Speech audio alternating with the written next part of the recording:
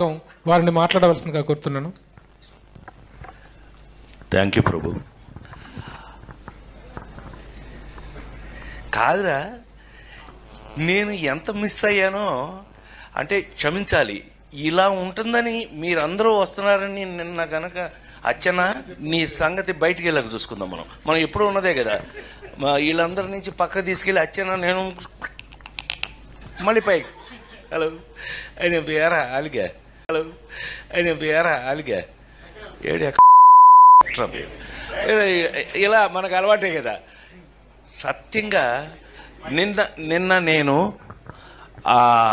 NTR award తీసుకోవడానికి విజయవాడ వెళ్ళాల్సి వచ్చింది. చప్పట్లు కొట్టరా? బుద్ధుందా లేదా నాకు? ఎన్టీఆర్ అవార్డు అని చప్పట్లు కొట్టరా? ఏంటి బ్రెయిన్ పోయిందా అందరికి? చెప్పి కొట్టించుకోవడం ఏంటన్నయ్య? దానికి కొట్టకపోతే నీకు సిగ్గులేనట్లు లెక్క. ఖ్యాత నట సార్వభౌమ నందమూరి తారక రామారావు. సో అది ఆ అవార్డు నిన్న ఈ సంవత్సరం అదేదో ఆ ఇంట్లో తెలుసుగా, మీ అందరికి ఐడియా ఉందో లేదో, ఎన్టీ రామారావు ఇంట్లో గొడ్ల చావిట్లో పుట్టాను నేను.